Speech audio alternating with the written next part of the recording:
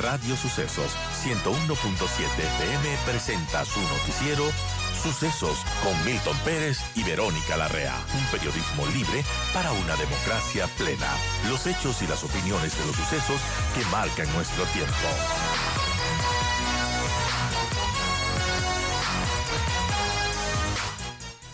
Vamos a seguir con el tema electoral. Rumbo al 20 de agosto estamos en etapa de calificación de candidaturas, de impugnaciones, y seguimos conociendo los planes de los candidatos a la presidencia. Hoy nos acompaña Jan Topic, candidato a la presidencia de la República. Jan, gracias por acompañarnos.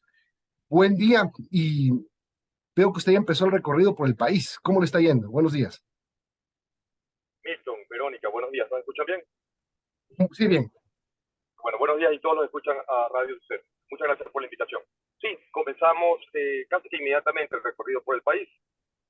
Nos hemos centrado un poco más en la costa ahora, aunque hemos hecho ya todas las provincias de la sierra, pero ya a partir de esta semana comenzamos a movernos más en la sierra y el oriente. Bueno, ¿y qué es lo que está sintiendo de la gente en esta elección atípica, tan apresurada, con un descontento con los políticos, me imagino, de nivel muy alto? ¿Cómo buscar y cómo conseguir capitalizar a su favor todo lo que la gente está sintiendo hoy? Sí, a ver, Milton, primero, una de las razones por las cuales me lanzo es esa, ¿no? El descontento con los políticos. Yo no soy político, me lanzo porque ya uno es ecuatoriano y como ya se cansó, ya me harté. Uno. Dos. Estoy muy honesto aquí, yo no creo que un candidato presidencial tiene que volverse como que asesor comercial y estar viendo cómo capitalizar votos. Yo creo que el norte no debe ser eso. El momento un candidato ya comienza a trabajar así, ya está haciendo las cosas mal. Lo que estamos haciendo ahorita es socializar por todos los medios posibles el plan de gobierno. Esta entrevista es un ejemplo, y muchas gracias. Pero es socializar el plan de gobierno para que los ecuatorianos decidan, en base a proyectos concretos, cuál es el plan de gobierno que vean más coherente, que piensen que tenga mejor resultado en los 16 meses para arreglar temas de seguridad, temas de empleo, temas de educación, salud. Vamos a hablar del plan de gobierno. Creo que es lo importante para que la gente conozca al candidato y pueda después ir al centro de votación y marcar bien. Y quiero empezar no por el tema seguridad, que es un tema muy importante, es el más importante, es la primera necesidad de los ecuatorianos, pero hay un tema que se viene enseguida, aparentemente con fuerza, que es el fenómeno del niño, que va a afectar sin duda el tema económico del país. Usted, economista, usted sabe que estamos enfrentándonos a un problema. Además, el 20 de agosto tenemos una consulta popular para decidir si el petróleo en el sector del Yasuní se sigue extrayendo o se queda bajo tierra, que también puede ser de impacto económico. Sí, correcto. A ver, vamos en orden. Primero el tema del niño. Uno de los problemas que tenemos es que el gobierno encargado de prepararnos contra el niño es el gobierno saliente, ¿no? Entonces, es un problema porque quien sea que termine siendo presidente, el discurso le va a tocar dar con las lluvias encima. ¿Cuál es nuestra propuesta aquí? Sobre todo porque vamos a tener muy poco tiempo, ¿no? Muy poco tiempo más que combatir este tema de diciembre a abril con las lluvias encima de la mejor manera posible. Queremos reactivar la defensa civil. Ahorita tenemos una Secretaría de Riesgos que a nivel de personal es muy pequeña, porque son 300 personas.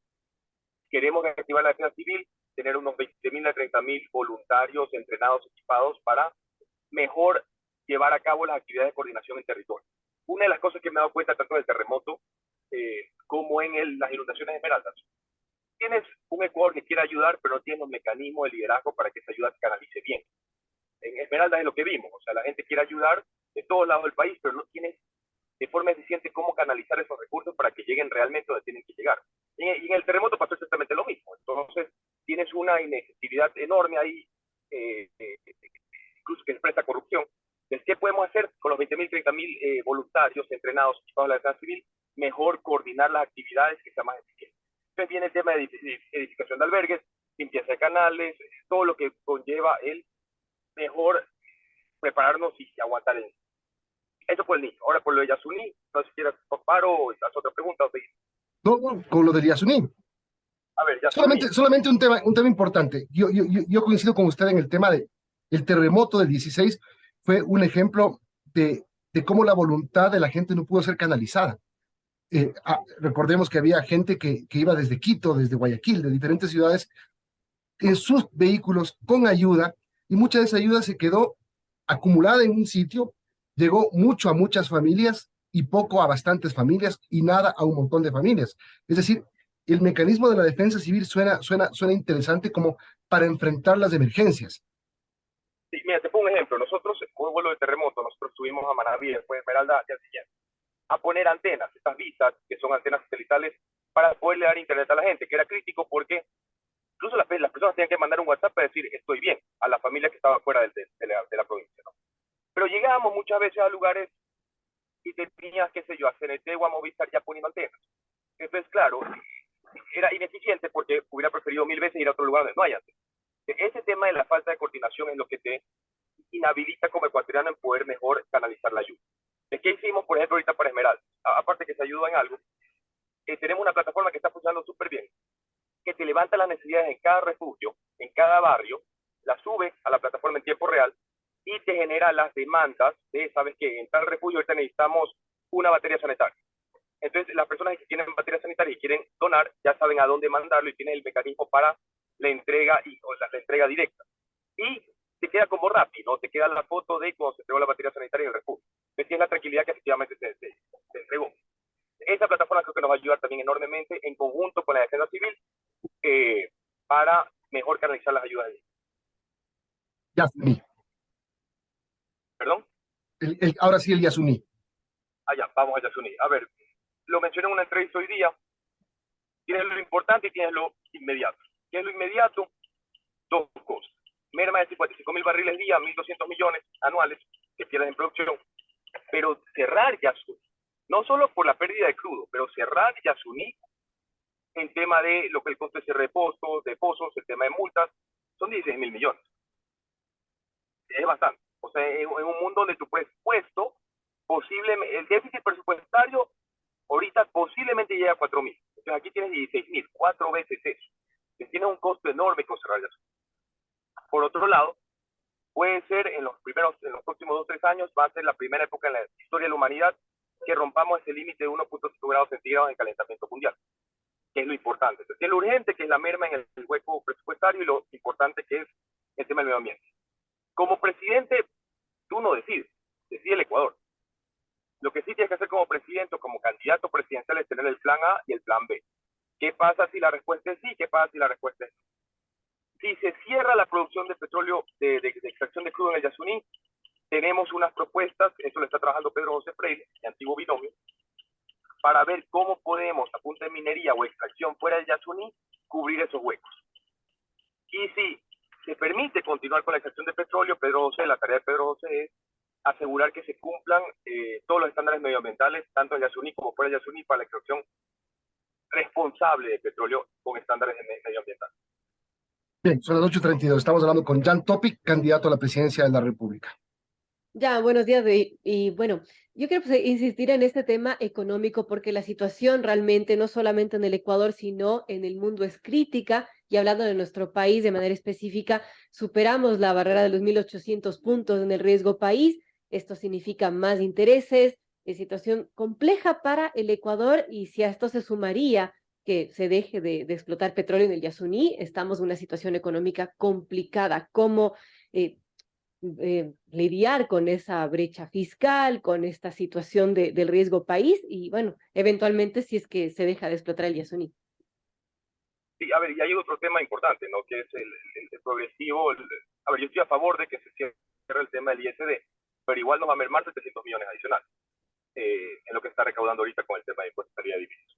Entonces, sí, se viene el tema fuerte. Se viene el tema Yasuní, repito, los 1.200 millones que nos afectan anualmente, los 16.000 millones que nos afecta el cierre per se, los 700 millones que nos afecta la pérdida del impuesto de divisas, pese que estoy a favor de que se cierre este impuesto.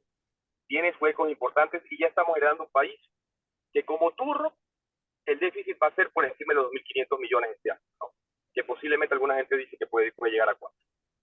¿Qué hacer?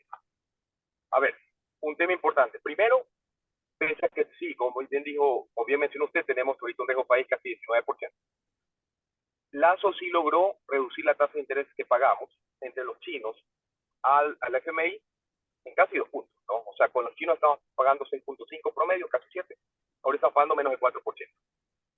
¿Cómo podemos mejorar nuestro poder de negociación en el momento que toque reestructurar la deuda del próximo año, que se viene fuerte? Son casi 8.000 millones en 2024, 10.000 millones en 2025. Yo sí estoy a favor, ahorita vuelvo a mencionar a Pedro José Freire, en retomar fuertes exploraciones de reservas en el oriente. El momento que logramos evidenciar que tenemos reservas fuertes, eso nos genera mayor poder de negociación, mucho más del riesgo país 19%, al momento de sentarnos a reestructurar esa deuda. Por el momento que tú puedes evidenciar que tienes reservas, puedes evidenciar que tienes capacidad de pago. Entonces, si logras tener reservas y un gobierno serio, coherente, que garantice que se puede manejar ese tema de la extracción de estas nuevas reservas de forma eficiente, bien, nos va a habilitar, nos va a dar un poder de negociación fuerte en cuanto toque reestructurar la deuda con quien sea que toque reestructurar deuda. Sea FMI, sean otros organismos internacionales, sea los chicos. Ahora sí, quiero entrar en el tema de la seguridad y empezar por uno que está ocurriendo ahora mismo, porque se abre un nuevo proceso de reclutamiento de policías. Y según el cálculo del gobierno, vamos a llegar con 65,000 agentes de policía para fines de año. Teníamos 51 y bajando porque la deserción ha sido alta, llegamos a tener 49,000 policías. Entonces, punto uno, seguir aumentando, como dice el presidente Lazo, que ya no lo podrá cumplir hasta 2025, él quería 80,000 policías. ¿Es el camino correcto aumentar más agentes del orden para combatir la delincuencia? Y a ver, para nada, para nada. Y es una conversación que tuve con el presidente. A veces nos llenamos de métricas y que si no las entiendes te dejas llevar por métricas que no tienen sentido. El presidente en un momento mencionó, no, de que hay estos parámetros internacionales de por tantos habitantes necesitas tantos policías. Ya, no, eso no es toda la película. Eso no es toda la película, o sea, para nada. Y eso es sentido común. Para usar esas métricas y que tengan sentido, tienes que empezar a hablar también del equipamiento que tienen los policías. No es cuestión de solo lanzar hombres a las calles. En un mundo donde, quiero ser aquí tal vez, no sé, tal vez un poco hasta irrespetuosamente simple, en un mundo donde los carros de las policías, los patrulleros, los 7,000 vehículos que tiene la policía no tienen GPS, y tú ni siquiera tienes idea de dónde están, ni qué están haciendo, el problema no es solo agregar más cuerpos y lanzarlos a las calles. O sea, viene un tema aquí de manejo correcto, eficiente, de optimización de recursos. Primero, lo poco que tienes, que funcione bien. Tú no escalas, y regresemos aquí a la parte de empresa privada, tú no escalas una empresa a menos de que la provisión del servicio ya está haciendo bien. Una vez que la provisión del servicio está haciendo bien, entra en un proceso de escalabilidad. Pero tú no vas a comenzar a escalar un sistema que no está funcionando, no tiene sentido. Entonces, primero, hacer que la policía actual funcione bien, que sepas cómo se hacen las patrullas, dónde se hacen las patrullas. Ahorita tenemos un mundo donde las patrullas se hacen en base a eventos mediáticos. Es porque hubo un muerto en Plaza Lagos, llenamos todo San Borondón de Fuerzas Armadas y de Policía Nacional. Así no es. Así no es. ¿Cómo debería ser? Levantas la base de datos de todo georreferenciada, de todos los índices delictivos, todas llamadas al EQ911, levantas la georreferencia de las patrullas y hace que las patrullas se asignen automáticamente en base a la incidencia delictiva. Así se hace. Y en el momento que eso esté funcionando bien, ahí comienzas a escalar. Ahí comienzas a contratar nuevos policías. Pero no es todo media, vamos a contratar nuevos policías y lánzalos a la calle. Así de simple. Eso no va a funcionar. Y está mal. Otro tema que se queda, por ejemplo, que se quedó trunco con la Asamblea disuelta fue la reforma parcial a la Constitución para cambiar un poco el rol de Fuerzas Armadas y que vayan a las calles. ¿Usted retomará, en caso de ganar la presidencia, una reforma a la Constitución para esto? No es, a veces yo me expreso, porque, y es la razón por la cual me lanzo a la presidencia, porque es, Dios mío santo. A ver, las Fuerzas Armadas ya tienen la competencia de control de armas. Ya la tienen, y siempre la han tenido. Terroristas o no terroristas, con ese bendito decreto, siempre han tenido la competencia de control de armas. Por esa competencia, tú puedes tener soldados donde quieras, si quieres, en el país. O sea, si quieres verlo así, la excusa para tener Fuerzas Armadas en las calles siempre la has tenido. Entonces, sin estados de excepción. ¿Perdón? Sin estados de excepción, sin necesidad de una excepción. Y aparte, y esto es importante, Milton, repito, ¿por qué me lanzo a la presidencia? Porque esta cosa ya indigna. Yo hice un análisis, lo subí a Twitter en algún momento, cogí todos los estados de excepción, ya de seguridad. O sea, multipliqué estados de excepción por provincias afectadas y me daba más o menos 28. De esas 28 combinaciones, ¿viste? Cogí el trimestre previo y el trimestre posterior y los comparé con la métrica que son muertes violentas por 100,000 habitantes. En 27 de los 28, la situación era peor después del estado de excepción que antes. En 27. ¿Cómo es posible? Y regresamos al tema de equipamiento de la policía. Tú no le pones números de eficiencia, de saber de que tu meta se está cumpliendo.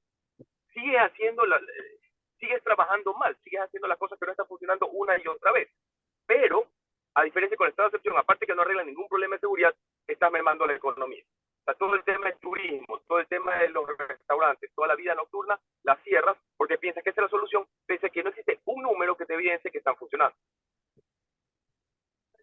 Ahora, veo que también de lo que usted comenta, Jan, va a utilizar como, bueno, un aliado la tecnología, tanto para la inseguridad como para gran parte del plan de su gobierno.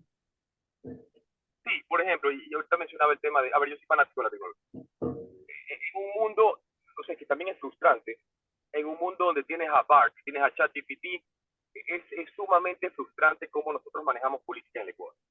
O sea, nos estamos quedando a años luz atrás. Entonces, por ejemplo, lo que mencioné hace un ratito de las patrullas. Ahorita, ¿cómo funciona?